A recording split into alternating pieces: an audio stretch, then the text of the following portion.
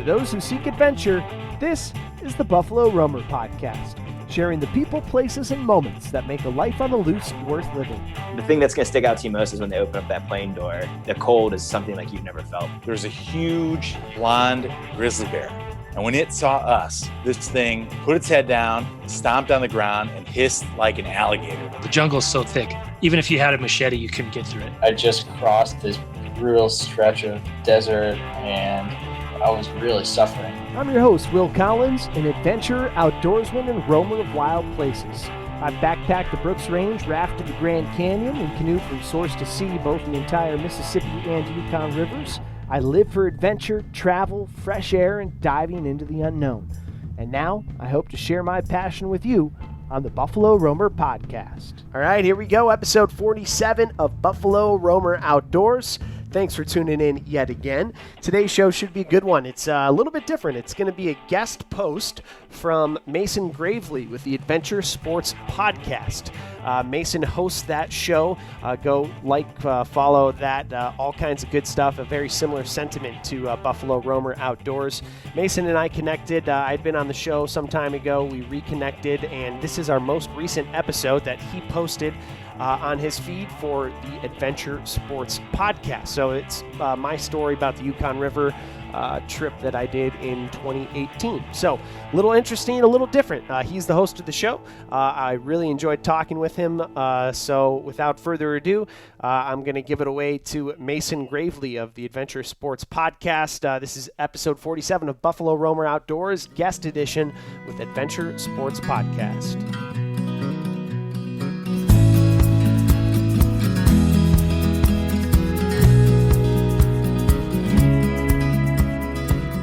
Hey folks, welcome to the Adventure Sports Podcast. I'm your host, Mason.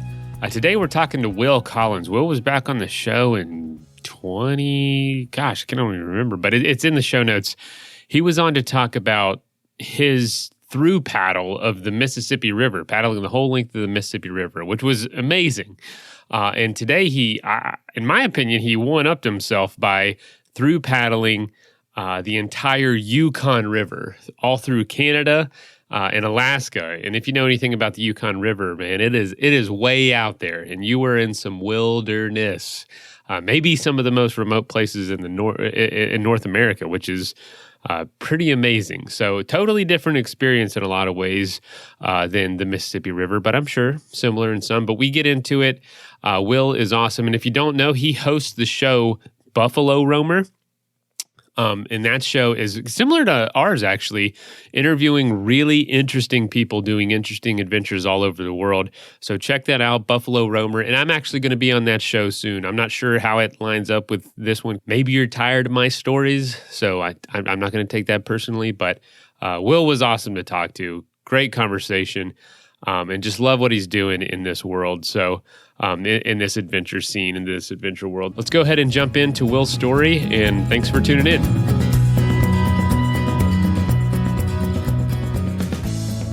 Will Collins, welcome to the show. And yeah, happy to have you back on after a few years. How you doing?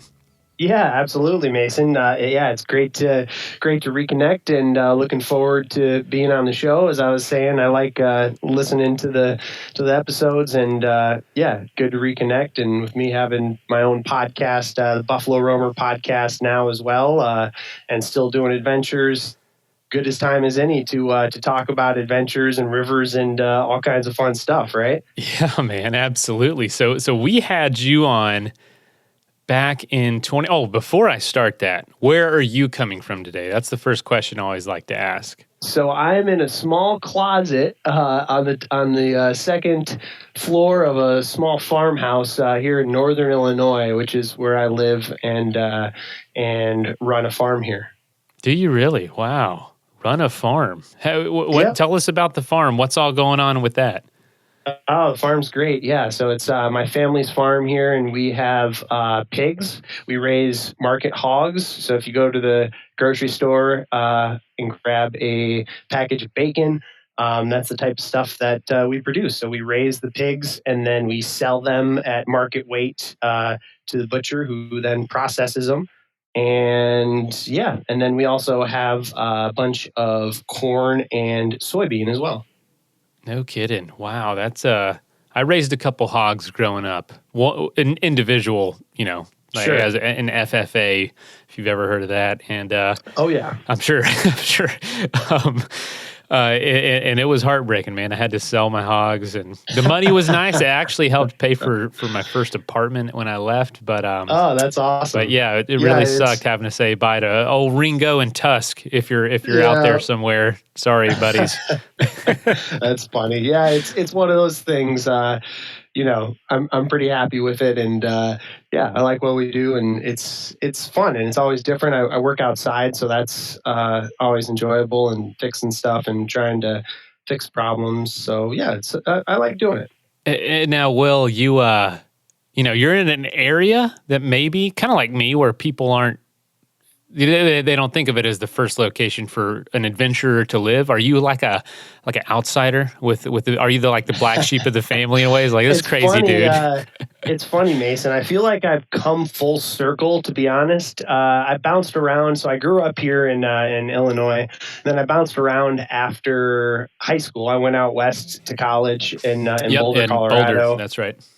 And then from there, I was in South Dakota for 3 years, working in radio. And then I went to Montana, and then I did the Mississippi trip, which was 103 days canoeing the Mississippi when I was in South Dakota. And then I left South Dakota and did the Yukon trip, which we're going to get into today, across Alaska. And after that trip, came back, and I was in Montana for just a short little bit, 1.5 to 2 years. And then just the past couple of years, I've been back here in Illinois. But with that, it's come like full circle, right? When I was out of Illinois, I was all gung-ho about being in the mountains, and I love the mountains. But now I've kind of settled in back in the Midwest, where it's like, yeah, I don't really have to not brag, but sometimes some towns in the West can be a little pretentious about their outdoor sports. And I'm happy in the Midwest, and it's a little more content, and it's not really boasty, and there's a lot of awesome rivers and low key, great spots to go to. So yeah, I like it, man. Will, this is so perfect for our show because we constantly preach. You don't have to be in a Boulder or in a Bozeman or Flagstaff or somewhere like that, Sacramento or something, where people have this, really close proximity to these amazing places. It's awesome to be there, but you don't have to be there to be a true adventurer and to do amazing things. You don't have to feel discontent about that. I live in the South, and I'll be honest, my wife and I side-eye each other all the time, thinking I think we made the right decision here, because it's, like you said, it's not boastful. Everyone you run into was a former Olympic athlete. You know what I mean? Just right. Everyone going down the trail in Boulder is some incredible athlete. It's a little bit daunting to try to find your way. It can be. It's kind of hard to absolutely. I feel like where you are now might allow for some room to dream a little bigger. Funny enough. I completely agree. Yeah, and I have the same feelings. And also, I think no matter where you are, at least I hope, even in some cities, you can get out, like in Chicago, which is not far from me. You could still get out to some wilderness areas, but you just have to look a little harder. But there's a lot of awesome rivers around here that I love to get out and paddle. So and I feel like they're underused. So it makes exactly, sense. You kind of get it to yourself, which is an adventure in itself. Here in the Florida wilderness, there's plenty of it, and I tell people, in Colorado, I felt invited into the outdoors because the culture, the search and rescue, the trail systems, the maps that existed here. It's like, I freaking dare you to come out here. It's a little more hardcore in a lot of ways, and it's like, dang, Absolutely. this is a real adventure. Trying to get out in the swamp. Yeah, nobody's coming if something happens. No, they're like, search and rescue. Knows. We'll call Bill. Exactly. He'll come with his dogs looking for you, but that's about it. Well, Will, what did you, before we jump into Yukon, I want to know, what did you do in radio? Because when I was listening to the story of you being on the show the last time, I was getting ready, just listening to, who you are and just more about it. Because I remember hearing the podcast originally, but I needed a refresher. And the first thing I thought was man, this guy's voice is great. What did you do in radio? And are you still at all involved in that, or is it just transitioned into the podcast? Yeah, it's just transitioned into the podcast. But when I was in Boulder in school, I studied journalism and broadcast journalism specifically. And I wanted to be a play-by-play, like a sports broadcast announcer. My two loves always, I guess, were the outdoors and sports. And growing up as a kid, I guess it was more tilted towards sports than the outdoors. The outdoors was always still there, and then as I got older, I think it shifted more towards the outdoors and away from sports. Maybe in part because I worked in the sports for a little bit. But yeah, and so in school I studied journalism, and then I worked at a radio station in Denver at 850 KOA. I got hooked up with a couple guys there, Andy Lindahl and Mark Johnson, who are kind of two of my mentors. They were broadcasters at KOA. So I was a sports talk producer. I produced a sports talk show with Andy Lindahl there in the evenings on 850 KOA, and then from there, I moved to South Dakota, which is why I moved to South Dakota for a job. And I took a on-air job doing country music, country radio station, like hot country, and play-by-play, which was the reason I took it. I did all the local high school sports within the area in South Dakota. I did that for about 3 years before, deciding to kind of move on. Wow, man. High school sports. Is there a sport of you particularly enjoy covering play-by-play? Oh, play-by-play, I really actually do like basketball because the way the game flows, it's quick and just kind of always going, but I prefer to watch football for sure. I love football. And the cool thing about South Dakota, I didn't know anything about South Dakota before I moved there, but it's an outdoorsman's paradise, especially if you like to hunt and fish. There's like no better place to be than South Dakota, which I found out when I was there. Also, as far as the job when I was there, people in South Dakota, there's no NFL. The major college team is like South Dakota State and South Dakota, which is, 1AA Division II. So high school sports there are big. So everybody listens to the games on Friday nights or goes to the games. And like, if you go to the bar at the weekend and like saddle up for a cold one, the guy next to you is probably talking about like the Watertown Arrows, the high school team, rather than, the Dallas Cowboys, which is great for, it's cool for community and also obviously for my job, which was calling the games. That is so interesting, Will. Holy cow. I did not know that. Dang, man, we've got a lot in common. I love basketball and high school too. My wife teaches at a very prominent high school with one of the best teams in the nation. So it's like being Cool. NBA courtside every week when I get to go to games. Yeah, all these awesome. dudes are going pro or at least D1, and it's like, I love that. I love having that aspect. I can take this off the record, but dude, ever since moving away from the West, I feel like my life's more well-rounded. You know what I mean? Like there's more balance totally. with things. Other interests like basketball is actually one of my big interests. Sure. Other sports, family, just a little more.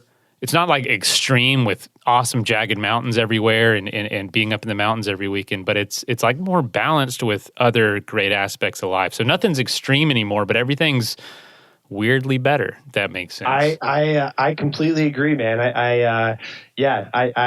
We share the same sentiment there, man. I really like the Midwest and for you the South, but yeah, it's the same thing. It's like, there can be a little bit, especially in these hot spot towns. Like I was in Bozeman and Boulder, a few other places, and there's like a buzz about being the biggest, baddest mountain climber or angler or trail runner or whatever. Whereas it's nice just to be able to do whatever have the space, I guess, to feel like you can, just float down the river or, there's just no pretentiousness about the outdoors and around here. And yeah, I completely agree, man. I really like it. That's awesome, man. And it hasn't kept you from dreaming big, that's for sure. No, I want to doubt get it. into, last time we talked, and I'm going to obviously tell people like, because your last episode was 2 parts. It was so long and it's just awesome. Like that's such a bucket list item for our community is the Mississippi River. But there's one I want to focus on this time, which is the Yukon, which you did later that year. We had you on, I think we interviewed you in December of 2017, and then the episodes came out right at the new year. And then later that year, you went down the Yukon River. Can you tell us like what made you think of that and how you started preparing for that and kind of what led to those plans? Yeah, absolutely, man. Just talking about it, I have like a big smile on my face because they're just amazing trips. So the way the Yukon came to be basically is when I was on the Mississippi, I did the Mississippi trip solo, and just like a little refresher, it was 103 days, 2,400 miles more or less, and I did that one solo. And one day when I was on the river, I don't know, it was maybe like day 80 or something like that, and I was just having such a blast. I texted my buddy Jackson, who I ended up doing the Yukon with, and I was like, "Hey, man, we got to paddle a big river together. This is amazing." And sure enough, he's crazy enough that he was like, "Sweet, let's do it." He just happened to work out in his life where, he could take a couple chunks off to do it. And I really couldn't because I had taken a leave of absence from the radio gig in South Dakota to come back and keep working at the radio. So I had already like worn everything thin, asking to go for 100 days on the Mississippi and still come back. But I went back and worked for a little bit and was like, you know what? I think the Yukon's calling my name. And I was kind of ready to shift careers, I guess, anyway. I wouldn't have done it without Jackson, that's for sure. Jackson like kind of kept my foot to the fire when we were talking, like in the build up to preparation for the trip. He'd be like, "All right, we're going." Kind of like half-heartedly, like, "Yeah, okay, we'll go." But yeah, push came to shove, and I kind of knew like deep in my gut it was something that I wanted to do. It was like a wilder experience, at least I thought going into it, than the Mississippi. Is like the Yukon River. It's the third largest river in North America, third or fourth. Second, I think, or third in America. The Mackenzie is the only one in Canada that's longer. So it's really big, really raw and remote. It traverses Alaska. It starts in Canada in Whitehorse and then cuts, again, it's almost like, I forget the exact mileage, but it's somewhere around 2,400 miles as well. And it basically bisects Alaska north and south. It's the biggest watershed of Alaska and dumps into the Bering Sea. And yeah, basically, I just knew in my gut that it was going to be epic and awesome, and I really kind of had to do it. So I made preparations to leave my gig in South Dakota and moved all my stuff to a storage unit in Bozeman, which is where Jackson was based out of. And we basically, for like a week or two, we staged everything in Bozeman, all of our gear and such and provisions, and packed up the boat and threw it on top of his old Jeep Wrangler and drove like 35 hours north to Whitehorse, which is a ways north when you're already going from Montana. Oh, yeah. I once biked from Fairbanks back to my house here. Oh, geez. And so you became very familiar with the Alcan, but so your initial to get to the source of the Yukon, like where did you start? Right at the headwaters? So we didn't actually start at the source, and we met some people since and on that trip. Definitely not a common trip, but people do it. We met some folks who started at the headwaters. It starts in like some glacial lakes south. Ironically, it runs north for the first few miles, but south of Whitehorse in the Yukon Territory, and they're like crystal clear alpine, like glacial runoff, turquoise color lakes. And then it starts right after the actual river, like the named river on a map, starts when it leaves Marsh Lake is the name of the lake. And that's where it becomes the Yukon River. And that's where we started, which is just right near, the town of Whitehorse, which is like, I think 25,000 people or something, the capital of the Yukon Territory. Oh, yeah. I remember getting a Whitehorse and seeing our first Subway and therefore our first vegetables on the whole trip. So we were like, God, please. Let me get a sub, and it's like all $5 footlongs because this was like 10 years ago. And it's like, nah, it's like $10 footlongs because everything's so freaking expensive up there. Yeah, you got like 2-week-old lettuce. Yeah, for real. It wasn't fresh. It was not the Subway Eat Fresh that we were used to. And they're usually not that fresh anyway, so it was even worse. Well, dude, Whitehorse, what an adventure. So it was like a 35-hour drive just to get there. That feels like an adventure in itself. Did anything go wrong in the prep, and how, you had just done the Mississippi River. So I'm sure you were feeling pretty confident in your abilities to paddle long distances, but what were some of the key differences between the Mississippi and the Yukon that you were maybe apprehensive about, or maybe just needed to consider a little more? Let's take a quick message break and hear from the folks that help make this show possible. That is plenty of that for now. Let's get back into the episode. Yeah, great questions, and I'm glad you asked about the drive because it's often overlooked. That's an adventure, man. It is, yeah, man, it was, and also it's fun to talk with you about the trip because, on my podcast, the Buffalo Roamer podcast, I'm always talking, and we're gonna have you on, so I'm excited to turn the tables on you too and talk about your bike trip and all your cool stuff. But it's fun to talk about my stuff for a change, It's so fun to be on that side of the mic. So it's good to have the memories. Yes. But on the trip up, so this was somewhere, I forget exactly where we were, but we were far north in Canada, and we were driving Jackson's Jeep, and of course, I was a rookie and not really adept with the stick shift. Now, since being on the farm, I'm all good. But at that point, I wasn't. And we were driving in the middle of the night. It was like 2 a.m. or so because we were going straight through the night. 2 moose flash out in the middle of the road on this like middle of the nowhere 2-lane highway in Canada. And I think I slam on the brakes. The car is still in gear, and I like swerve, and it's a mama moose, a big mama moose with a calf chasing her across the road. And I swerved, and just like a tiny little thud. And the car, meanwhile, like I said, I haven't taken it out of gear, so it's it's like punching forward, it's like jerking forward. He's like, take it out of gear. So I stop the car and we get back and look, and there's just like the tiniest amount of hair on like the front left side of the bumper. We had like skimmed the rear end basically of this moose calf. And the moose calf was like down on the side of the road, and the mom was like pacing back and forth. Luckily, everything was fine. No damage to the car. The calf was still alive. We like watched her for a little bit, and she kind of got up and whimpered away.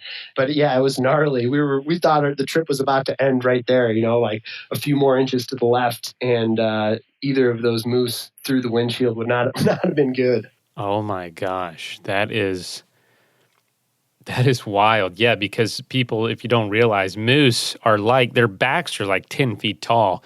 It's like, imagine a horse on 3-foot stilts on all four legs. It's like animals. You take their legs out, unfortunately, how vehicles are designed, and the body, 1,500-pound body, 1,000-pound body just falls right on top of the car, right through the windshield oftentimes. So that would have been devastating to your plans. Yeah, absolutely. Oh, and to the moose, unfortunately. Yeah, luckily crisis averted, and we kept trucking on. And anyway, but on to the second part of your question, the Mississippi versus the Yukon. Yeah, like you said, I think I was feeling pretty confident. Jackson, we actually just talked about it not that long ago, and Jackson, looking back, was more apprehensive a little bit, understandably, because we'd done all kinds of camping trips together, but we hadn't, obviously done a massive trip like this. So I think I don't think I was apprehensive about the like wilderness aspect, because it's like rural, raw in the bush, Alaska. Like you're out there, like, there's moments where you're 800 miles from the nearest road. And so you're out there alone. I think that was like a little intimidating, but more exciting probably. The bear stuff was a little worrying. I think when I was preparing, I was planning on bringing a firearm, but then Canada is super strict with firearms, and we started in Canada. So I was like, we'll just go with the bear spray. And, things worked out. But in the planning stages, I think I was like a little apprehensive about that aspect of it, just being in like thick grizzly bear territory. Like the thickest grizzly bear territory you can imagine. Exactly. Yeah, and we saw plenty of them. A couple not close encounters, but a couple cool encounters. And yeah, it's definitely a wild place, that's for sure. What kind of, I mean, you mentioned being 800 miles from a road. That is inconceivable to a lot of, I mean, that distance from where I am right now is like to Washington, D.C. or something. Yeah, it's insane. a long ways, man. What were you planning on how long the adventure taking? And did you have, you had a canoe, because you can take a bunch of stuff. How much were you pre-packing, and how much were you relying on caches and resupply? So we thought that the trip was going to take around 70 days, which ironically, I think it hit the nail on the head of 70 days. Not necessarily planning that way, just worked out, I guess. So it took 70 days, and that 800-mile number, I feel like that's right too. I know it was a long ways, but don't go with your measuring stick and check. I don't know, but we're out there, that's for sure. So we started in Whitehorse with a bunch of provisions. Like you said, we had one canoe. There was two of us. The canoe was like loaded to the brim, almost like taking on water when we started. And we had like a big blue. I don't know if you've ever seen those. I guess bear barrels. They're often used in canoeing. They're like big blue barrels that you store all your food in. So we had one of those packed to the brim, obviously all the camping provisions and stuff like that. And we planned, I believe it was 3 resupplies. We had like read and in our research that you could like send food ahead to some of these villages along the river, and they would hold them for you. So Jackson had a contact who lived in Alaska and kind of gave us the update on like what villages were the main hubs of the Yukon. And so, yeah, we sent, I think it was 3 resupplies to villages that we picked up along the way. Wow. I mean, I'm looking at a map of this right now, Will. You guys are so out there. I mean, yeah, man, so out there. It's the middle of nowhere, and the coolest part was I thought like the Mississippi was all about the people and the river and like the history of America and all these river towns and stuff. And I really thought that the Yukon was going to be all about the wilderness, which it was, and like the just being in the middle of the bush, like in the middle of nowhere, in the interior of Alaska. But it also turned out to be all about the people along the way as well. Like we ran into so many of these native villages that were just like awesome and like amazingly accepting, still like so like basically living off of the land, catching all of their salmon to provide them and their like dog teams with food throughout the winter, hunting moose. They have electricity. Some of them don't have plumbing, and just seeing these communities along the way, that was amazing and awesome too. And also I think kind of wild. Yeah, it was great. That's awesome to hear. That was one of my questions, was how accepting were people and how often you saw people. But I do want to know, compared to the Mississippi, which great feedback there, like being a historical experience. I can totally see that and how it shaped America. I mean, it's such an iconic river here.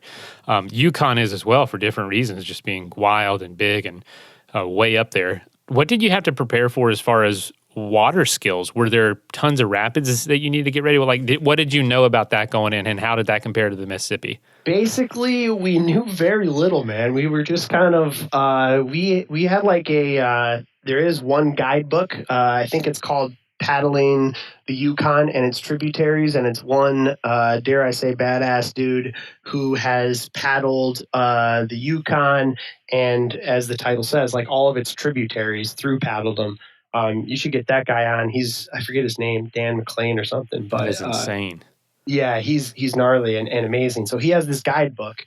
So there was one guidebook to the river, but it's pretty sparse, and it's more of like logistics, kind of like I said, like which villages to send resupplies to, and kind of bare bones stuff like that. Super helpful, but we really didn't know much going in. Honestly, we just kind of like drove up there and figured that we were going to start and just make it happen and try and finish at the Bering Sea. As far as the water and skill wise, it's a lot like the Mississippi in terms of it's just a really big river. It's like really big, slow rolling. There's one set of rapids in the beginning in Canada called Five Finger Rapids. The name is more intimidating than the water, but other than that, it's just big, slow rolling. But it's like towards the end of the river, it could be like 4 or 5 miles wide at places, or wider. And So that's like, massive open water crossing. So the wind comes into play, and there's all these side channels and sloughs as far as navigation and stuff. But yeah, it's an amazing river. But I think the easiest way to describe it, it's a big river, man. It's a big water. I mean, I'm looking at it on the map, and how did you navigate all the braidedness, if that's a word, of the river? If people have never seen, go look at that. A braided river is such an interesting thing to look at. How did you choose the path to take? Yeah, so I kind of think the Yukon had like three distinct sections. There's the beginning section, which is in Canada mostly, and it's like a glacial runoff. The water's super turquoise, really clear, amazingly beautiful, super raw and remote. The whole thing is, but that part in particular too. And then after that, it kind of goes into you enter into Alaska, into the U.S. near Eagle, Alaska, and it kind of forms into one big channel, one big river like you would think of on the Mississippi. And then it gets to a section that you're talking about called the Yukon Flats.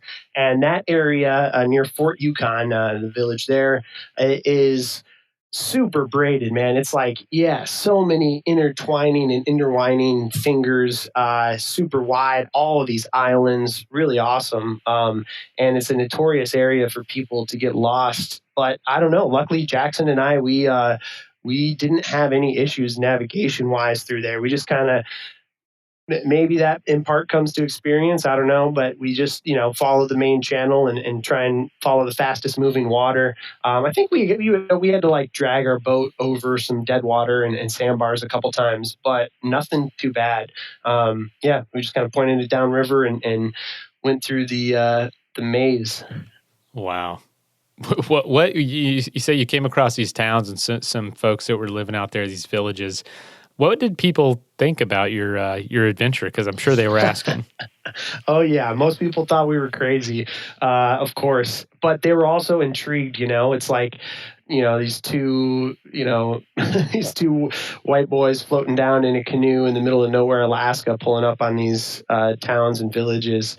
And, most of these places are like super removed, not super removed, but, I don't want to make it seem like it's middle of nowhere, but it is the middle of nowhere. And, they don't have, these towns run off of generators. A lot of them don't have plumbing. Nicest, coolest people though. And their cultures are still like really thriving with all the elders. And we had some awesome experiences being welcomed into a memorial service in one of the villages, which was just like a crazy different experience than you would think of in a memorial service here in America, or not in America, but down in the lower 48. And they loved us, man, and we loved them. They were the nicest, kindest folk. We would float up, and they would be like, "Where are you headed?" And we're like, "To the Bering Sea." And they're like, "Oh, that's a long way." And it's interesting. The same as on the Mississippi is that everybody's like familiar with their little section of river, but these folk don't travel 2,000 miles up and down the river, so they don't really know what's around like the next couple villages down. They've heard stories, but most folks haven't really traveled that far. So it's funny hearing people say like what's going to be coming up, like, "Oh, you want to stay away from this place, those people aren't good," or, "Oh, watch out for this or that." And then of course you paddle and it's totally different than than what they'd warned about. But yeah, it was awesome, man. And the kindest people. We ate all kinds of fresh salmon, moose, you name it, man. And it was awesome. Dude, that is amazing. There's locals are awesome. Don't trust their directions, surprisingly, or their words of advice. Oftentimes, it's like I was doing a trip on a river recently in Florida, and people are like, "Oh, gators are going to eat you out there," and I'm thinking, no, they're not. Like, have you ever been out there? Like, they avoid you like the plague. Like, it can be similar. Exactly. When you're right there in the elements. But, man, we had a guy on a few months ago, Luke Mell. He is legendary in Alaska. He grew up in a very small village along, it was McGrath. I don't know if that's along. Okay, yeah. Oh, yeah. Yukon or not. No, but it's, I know of it. It's like a legendary mountaineering town, I think, right? He's from there, grew up there his whole life. No roads. I mean, there's roads, but the only way to get there is by plane or boat. And he has done 10,000 miles on foot in Alaska in the wilderness, off trail. Wow. On foot. Yeah, it's the Kuskokwim River. And Yep. he was just saying some of the same things you were just saying, how wonderful the people are and just how, the culture, how growing up, he mentioned eating moose every day of his life, every meal of his life in some form or fashion. And it's just like, I'm sure you got a lot of moose out there. Yeah, man, it's the same way up there. Yeah, in the interior, man, it's a lot of moose and a lot of salmon. Salmon is like the main currency, and like as far as like food and commodities and stuff. And salmon strips, canned salmon, like jarred salmon. Yeah, they use salmon to feed their dog teams, which they still use to go run like trap lines in the winter. And yeah, it's very very awesome and wild. And yeah, they have their problems like anywhere else, but I think generally speaking, they love the way they live. What was your welcome to Alaska moment, or Yukon, or British Columbia? I don't think it starts there. It's just north of Britain. But what's your welcome to Yukon or Alaska moment? Great question.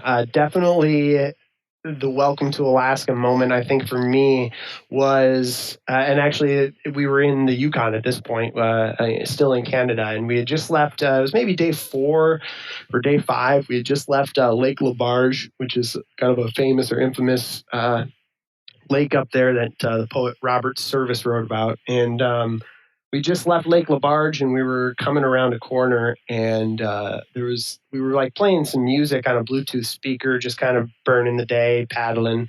And as we rounded a corner, I like saw some movement on the right shore, and like turned off the speaker, and this massive like blonde grizzly bear was like just kind of slowly sauntering along the bank. And we just kind of floated and watched it for a little bit. And he kind of took notice of us, and then just slowly like went into the shrubs and like the willows on the bank and just kind of disappeared. And we were like, that was awesome. And then around, still kind of high on that, like around the next corner we go, the very next corner, we round the bend, and there's like a little meadow with some woods behind it right on the river. And there's 3 massive wolves, like all white gray wolves with like some red tint down their back. And they're like just hanging out, messing around in the meadow. And we're like silently floating around the corner in our canoe. And they see us or hear us. And 2 of them like skirt back into the woods, kind of like the grizzly, like retreating. And then one of them just like slowly like puts his chest up and slowly walks down paw by paw to the river's edge. And we're probably like, I don't know, 25 feet from him in the middle of the channel of the river.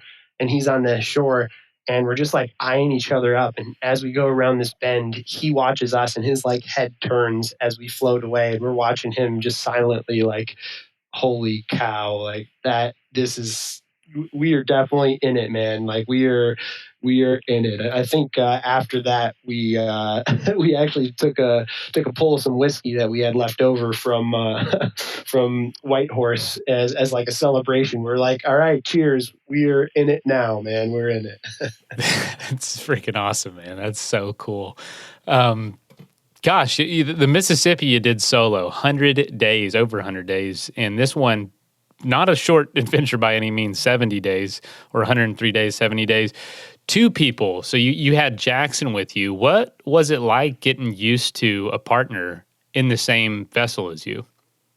It was definitely different. And that was one of the challenges. I was like, not challenges, but aspects that I was curious about going into it as well. Yeah, because that's a totally different ballgame, having 2 people or a group of people rather than just yourself. But it worked out amazingly. Jackson and I were like best friends in high school, or real good friends. So we kind of grew up together, and we'd done a bunch of trips together, all kinds of trips together. So we knew, and we were comfortable with each other and knew each other well, and knew how we both camped. So we knew we had like similar styles. And it worked out great. There was a few times, a few instances where we were not necessarily at each other, but I think I probably pissed him off more than he bothered me. But I was like sleeping in for a while. Our communication wasn't clear on when we were starting the days for a stretch, and so I was probably sleeping in longer than he liked, and so that was a little. A little stress. And then I was just talking with him the other day about the trip, and he mentioned that he had a watch, and I didn't even think about it since the trip until he brought it up, and he was saying like, "Oh, you were pissed off at me about this," and I was like, "Oh, I didn't even think about it." But he had a watch, and it would beep every hour, and I was. Kind of in the Zen mode of the wilderness, like no time. It's 24-hour sunlight up there. There's no reason, you could paddle at 3 a.m., which we often did because it was less windy. So he had to watch, it would beep every hour. And eventually the watch broke.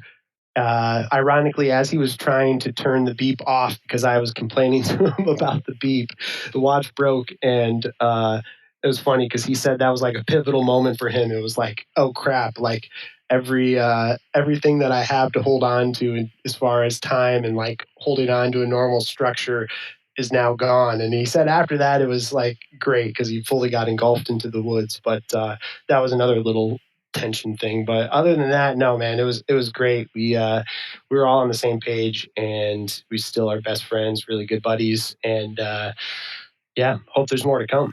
Sounds like you were right about the watch too. He was able to enjoy it a little more, really immerse himself. That is probably one of the coolest aspects about this trip is the ability to immerse yourself completely for 70 days. Like with the Mississippi, I'm sure you had service a lot of the time, or at least the ability to stop at a lot of towns. There was a lot more boat traffic. This feels like you have no other choice but to disconnect for a large majority of this adventure. Was that true? Yes, absolutely, man. Yeah. And it was awesome in that aspect. Totally. There's something to be said for like the short trips are amazing, weekend trips, week trips, whenever I can do them, I do.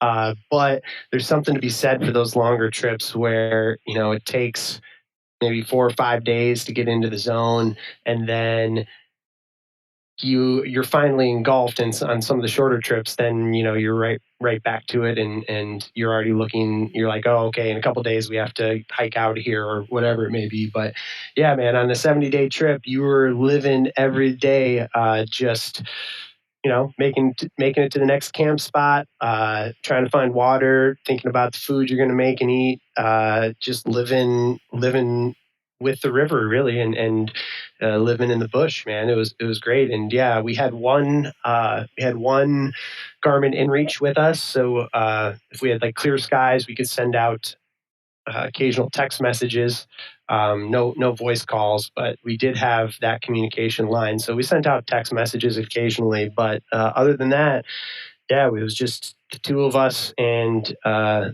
in the interior of Alaska, and whoever we happened to run into. Speaking of which, any strange encounters or things still unexplained, or just something that you find really interesting, a story about an encounter?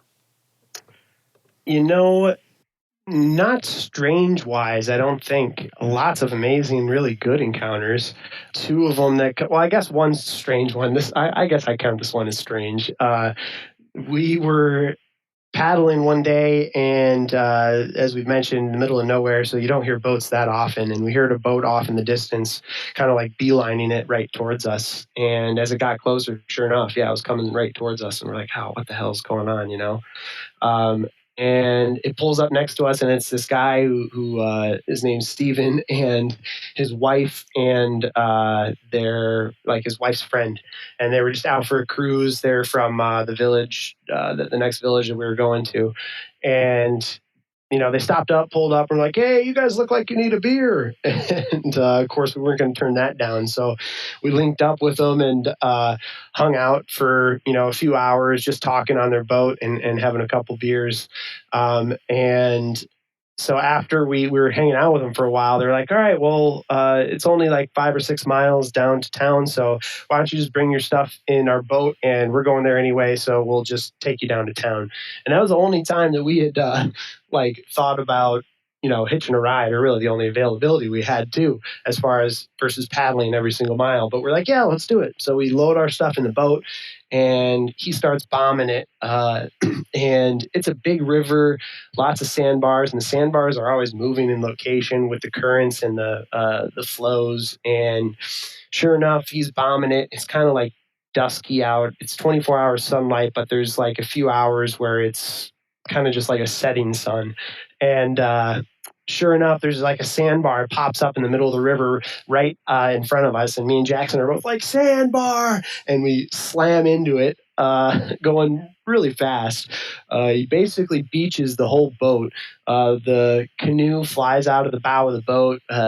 Everyone was fine. Like, our gear was slammed, but everybody was fine. And we spent the next 2 hours like hopped out of the boat trying to like shimmy and shake the boat off of this sandbar, like digging underneath it to get air and water underneath it.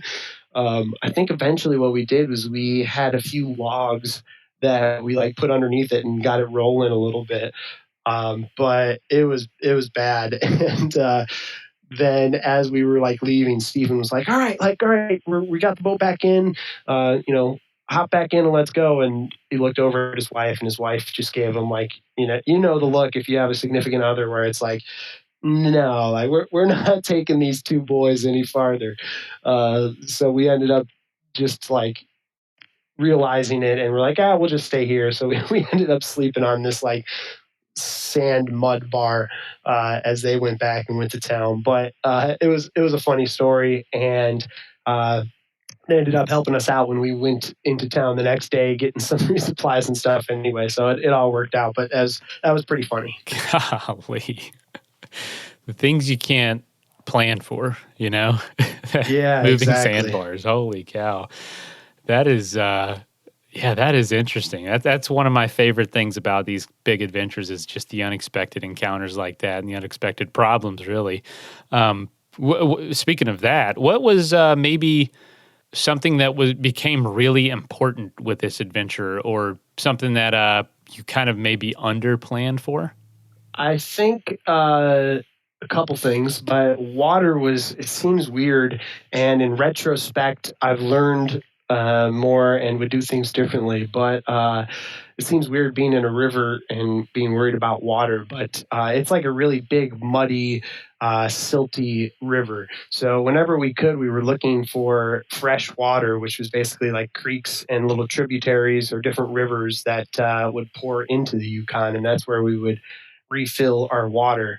And it was not always, but there were stretches where it was tough to find good water sources. And there was times where we were like drinking out of pretty gnarly, like filtering out of pretty gnarly puddles on sandbars that were basically like rain puddles, and like, birds had been hanging out in and stuff. It was not great. So that was a challenge. In retrospect, I would have figured out how to settle water a lot better. We did a little bit of that, but not as much as we should have. So the water got to be a struggle sometimes, and we were like fighting. There was times where we were fighting, not quite having adequate water supplies, which, again, is kind of stupid, but that's the truth. And what else? I think that's the big one as far as that, yeah. Wow, that is awesome. But also kind of scary, like, oh gosh, water. Yeah. Having to worry about it. It's like being at the ocean, it's torture. All this water, nothing to drink. Same thing, exactly. Wow. So how did you guys, with planning and with, I saw you the buckets of food and buckets of supplies, do you feel like you had what you need, or was there something else you wish you would have brought? I think we were pretty set, to be honest. We had more food than we needed. Part of that was probably because we were supplemented all the time by fresh salmon that people would give us. Anytime we'd run into somebody, basically, they'd hook us up or give us a jar of salmon, or oftentimes like we'd run into a fisherman and they just give us like a whole fish, just throw us a fish in the canoe, and then we'd fillet it up and throw it on the fire on the grill that night. But yeah, we had plenty of food. There was stuff that we had from the start, I think, that we still had 70 days later, which was probably bad packing, because that means we never wanted to eat it. It just sat at the bottom of the barrel the whole time. So we had plenty of food. One thing that came really in handy, which we weren't sure was going to at the beginning, was bug tarp. I have it's a Eureka, just some people call it like a tundra tarp or a bug shelter. Basically, it's just a tarp that has nets that hangs off of the side that go to the ground.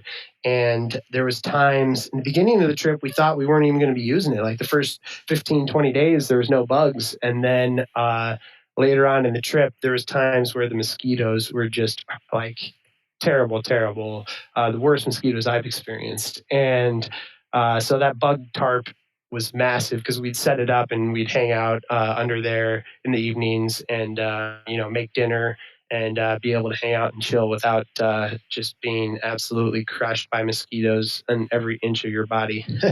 The joke is Alaska's state bird is the mosquito. I'm sure 1,000 people told you that. Oh yeah, it's true. It's true. I Them can things are confirm. enormous. Holy cow! Well, let me ask this. What would you say, thinking back on the adventure, is there a memory that brings, maybe a pretty big smile to your face, or something that happened, a story or a day or a sunset, anything that can kind of make us all a little jealous? Great questions, man. There's a bunch of them, man, a bunch. But I think the ones that really come to mind are there's one day in the Yukon Flats. It just kind of like encompassed the whole experience, particularly of the Yukon. We're in the Yukon Flats, and there's these massive things called fish wheels that a lot of the natives use to catch their allotment of salmon to provide for their family and village for the season. And it's like this massive, amazing structure. It's just a big wheel. It's like a miniature Ferris wheel, kind of, that sits in the water, and it rotates with the current. The current pushes it, and it's all handmade with like saplings that they bend into place and then put netting on. And the salmon swimming upstream gets scooped up by this fish wheel and then funneled into like a holding box. And these things are all over the Yukon, all over. And so we were paddling kind of close to one time, and people are like territorial of them because that's how they provide for their family. That's like their hunting and fishing ground. So, you don't like people snooping around your fish wheel. And we were like paddling next to one, just like awe-inspired by it, kind of. And some dude walks out on the peninsula and he's like, "Hey, you guys, like, come over here." So we paddle over and talk to him. His name's Bruce, and he's got like he's wearing socks. Keep in mind, is like he's got like a base camp set up, but all built with logs and tarps. And he's in socks that are just like all dirty, like a button-down shirt and jeans. And he's got like a massive rifle on one side and a shotgun on the other side. And he's like, "Hey, come on up here." And we walk up, and basically it was Bruce and his nephew Gino. Gino was the guy running the fish camp, and it was their fish camp for the season where they would harvest all their fish. And it's basically just like an outpost. Any hunters or something might know, like people still say deer camp is just like where you go to hunt deer. So this is their fish camp, and they took us in, and we hung out with them, I think, for 2 days at fish camp, and watched them, catch all the salmon. There was like a smoking shelter going on where there was probably like, I don't even know, 60 or 70, maybe 100 salmon hanging from logs being slow smoked. All the different cuts and the eggs laid out over the coals, like the carcasses hanging and drying to be fed to the dog teams. And just like doing that whole process with them. And like the fish wheel was like probably, I don't know, maybe 10 or 15 yards out into the current from the bank. And they had these two logs that you had to walk on, real crickety, going in the fast current out to the fish wheel. And like we were running back and forth with the kids that were running around camp, throwing them off, and like as they would like swim in the river and running back to the fish wheel and catching fish. And yeah, that whole experience was really just awesome to see that life. And they gave us a bunch of moose ribs that we had for like the next 3 nights. And yeah, it was just a really awesome experience to be welcomed into fish camp like that, and kind of see how things went down in their way of life. Wow. Another experience you can't plan for, you know? You got to let the framework of the adventure bring these things about. Your favorite, Totally. I tell people all the time, your favorite memories from the trip you're about to go on, you have no idea what they are yet. It's not going to be what you think it is. It's going to be stuff like fish camp with a fish wheel that you didn't even know existed before this. So Exactly, 100%.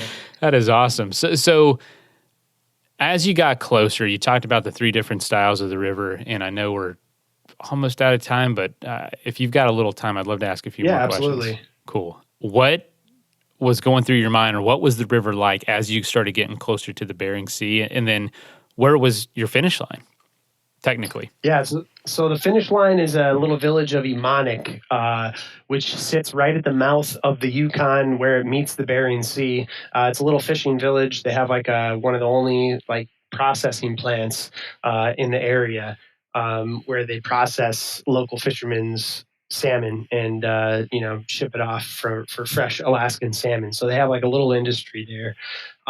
Small village though, maybe, I don't know, a few thousand people probably. And so that's the ending point. That's where we had a little bush plane out of, to fly back towards, there was a few stops along the way, but to fly back towards Whitehorse, or actually towards Anchorage is where we went.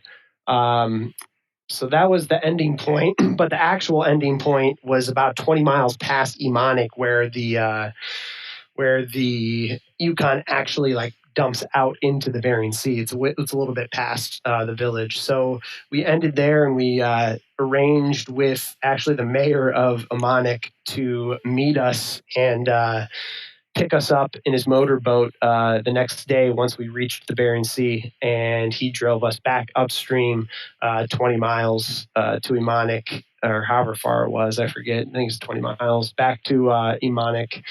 That's where we flew out of. So that's kind of how it ended. But as we were winding down, it was getting towards August, and fall was kind of setting in up north there, which is wild, but we're a ways up there. And so it was cold, and there had been like 2 weeks or more of just straight wind and rain towards the end of the trip, where we never saw the sun. And that was tough.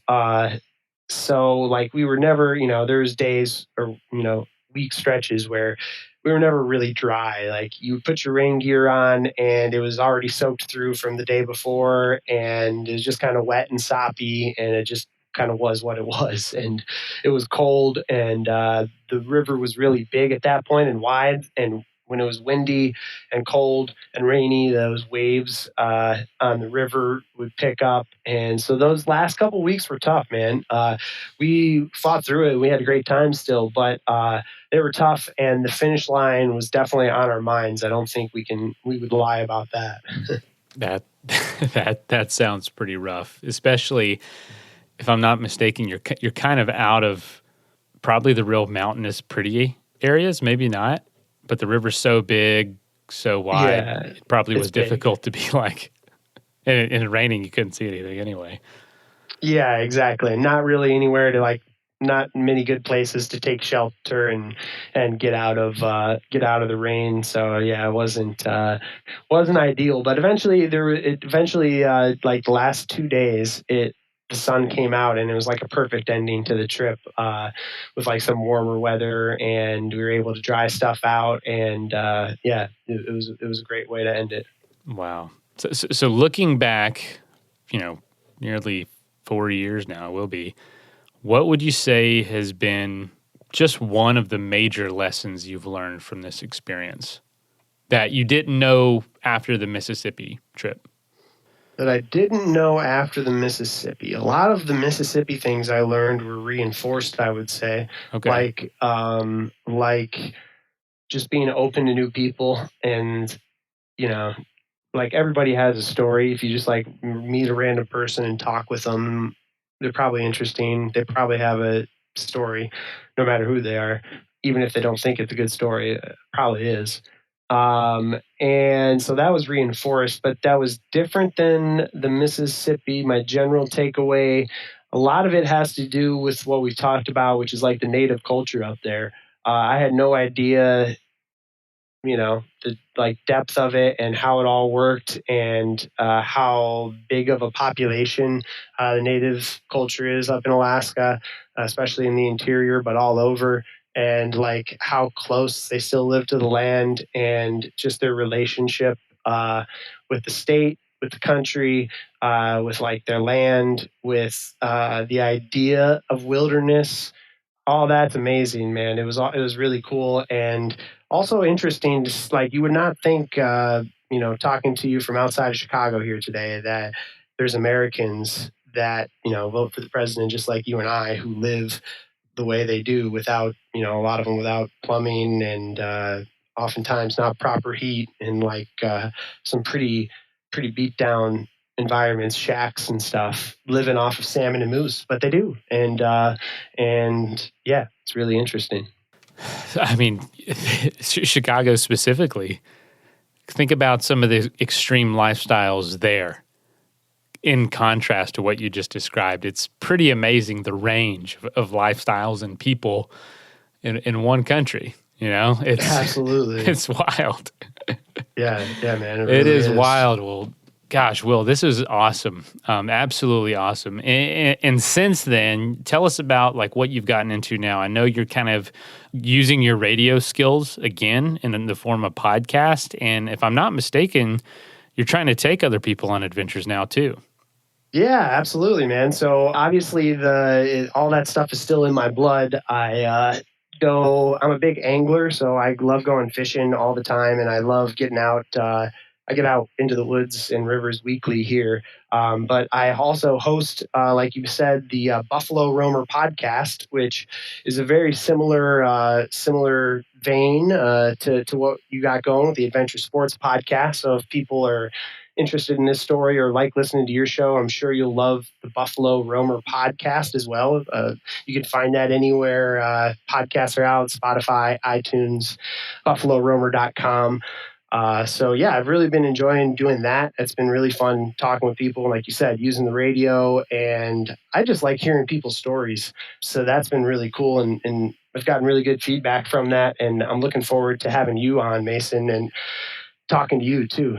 So yeah, go subscribe to the Buffalo Roamer podcast and check us out if you can. And then buffaloroamer.com is the website. And like you said, yeah, trying to take people out, or I am taking people out into the woods. We are going up to the Yukon this summer. Got a small group to do an 8-day trip up in the headwaters of the Yukon, the river that we've just been talking about. So that's going to be amazing. And then have a small group as well that we're going to Moab in October to paddle the Green River down in Moab. So that's going to be amazing too. If any of that stuff sounds interesting to you, check it out at buffaloroamer.com. Oh man, Will, that's awesome. I want to ask you a little bit more about that. Those two adventures, how many folks are you trying to get out? So I'm just kind of starting it small and seeing where it goes from there. The one up to the Yukon, currently we have 4 of us going. So it's just going to be 2 boats. And yeah, it's going to be awesome. It's just a group of us going, and I've organized it, but it's going to be really cool. And I'd like to build it out as things progress. And so yeah, they're small trips. They're anywhere from 4 to 6 people, and the goal is to do trips all over the country, and to specific adventure locations, typically canoeing, but also like to do some backpacking and different stuff as it grows. And yeah, basically just see where it goes. It's just something that I love to do and I know how to do. And a lot of people are always asking me, all my friends always ask me like, hey, hit me up when you go camping. Let's do a trip together. So I figured I would just kind of organize a few trips that I would really love to do and see if other people would be interested in coming along. So yeah, that's what we're doing. That's awesome, Will. That's too cool. Yeah, that's so neat that you're using those skills to just take some people. I love those smaller trips. I've guided huge trips and small ones, and I'd have to say that size is ideal for a true intimate experience with the landscape, and for yourself too, to have a better time. Cool. And I assume you just take time off with the farm. Tell the family, hey, I'm going to the Yukon again. I'll be back. Yeah, exactly. It's it's lucky enough that we have a pretty tight and good crew that I work with here on the farm. So we kind of cover each other if things like this pop up. So yeah, our guy Andy will be taking on a little bit of my role while I'm up in the Yukon, and I do the same for him when he has things going on. So it works out pretty well. Dude, that's awesome. Oh man, too cool. Well, folks, check out the Buffalo Roamer. Similar to this show, you talk to adventurers, from what I understand. Yeah, absolutely. The goal of the show, or the tagline, is for those who seek adventure, and then it's the goal is to share the people, places, and moments that make a life on the loose worth living. So yeah, just talking with people and sharing their stories and moments and things they take away from doing all this stuff that we love doing, Wow, I see a lot of former guests on, some folks that I'd love to talk to as well. Holy cow, lots of adventures. But no, man, that's awesome. Well, shoot, dude, keep me posted with your adventures and what you want to do there. I'm just definitely kindred spirits here, and always looking for just little ways to do things. I've been doing more adventures with friends lately, and that's been taken off because, like you said, people want to go, and these are weekend things, and so it's becoming like a thing where we send out an invite or send out an overview of the trip, and like 20 people go, and it's been really cool. That's awesome, but, dude. It's not. We're looking to do probably one big trip a year where it takes travel, but the rest are southeast based where we can get there in a few hours. Dude, that's great. But especially with the fam. That's why, I'm like, I can't do one trip a year. I got to do something every a month or two. So just got to scratch that itch. That's great, man. Perfect, Will. Well, I will talk to you soon. Thanks for making this happen. This was really cool. Yeah, you bet, man. I enjoyed it. All right, there you have it, episode 47, guest edition of Buffalo Roamer Outdoors with Mason Gravely of the Adventure Sports Podcast. Hope you enjoyed the show. I certainly enjoyed talking with Mason and sharing some of my stories. Follow him at Adventure Sports Podcast. Go subscribe to that if you're interested. Also, make sure you're subscribed and following Buffalo Roamer Outdoors for the latest episodes that we drop the first and third Friday each and every month. And BuffaloRoamer.com, you can find out more info, check out some of the trips and different stuff we've put together. All the podcast episodes are on there, some stories, journals, that type of stuff. BuffaloRoamer.com. All right, we'll talk to you next time.